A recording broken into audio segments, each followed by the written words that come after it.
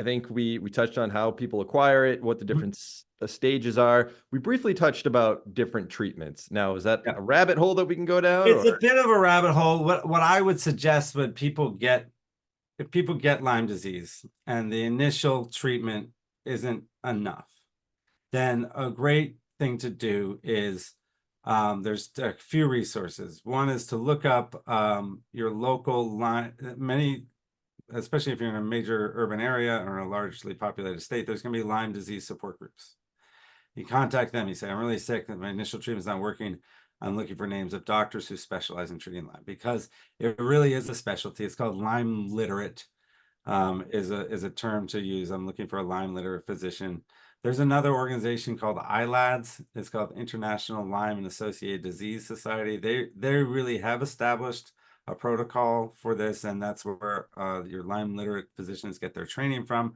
You can go to their website and do a search for doctors trained in your area, and find somebody to talk to. Most of the time, these people will not be accepting insurance, and so good rule of thumb is to get a good quality rule out if you're sick and you want to know if you truly have Lyme disease or not. You probably expect to spend somewhere around $1,000. oh wow, Yeah, just to find out if you have it. really? Yeah, well, if you're talking about paying a doctor $200 an hour for their time, and then the testing is generally out of pocket. And the testing would be from those Lyme literate physicians and not Well, necessarily. they would draw the labs, but there's a few labs that really, because I told you the testing's so bad, the standardized test, there's Yeah. labs that are fully accredited and good labs, but they're not insurance covered generally, because they do their own assays, and so but they do a good job, and that's usually where these doctors will send the tests.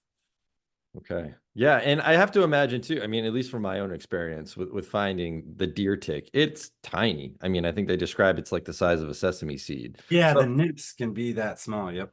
so I imagine that, like perhaps in your case too, where you have some of that summer flu or something, or that, that sickness that you just can't kick and, attribute it to, oh, it's a virus or something, but it really could have been. Oh, yeah.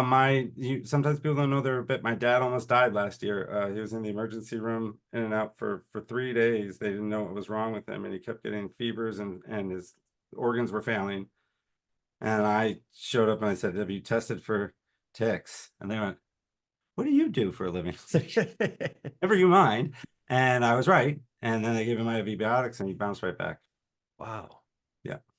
Yeah. And so that didn't develop into some sort of persistent condition. No, because that was a rare kind of case where it hit him hard and fast, and it was anaplasmosis that was really tanking him.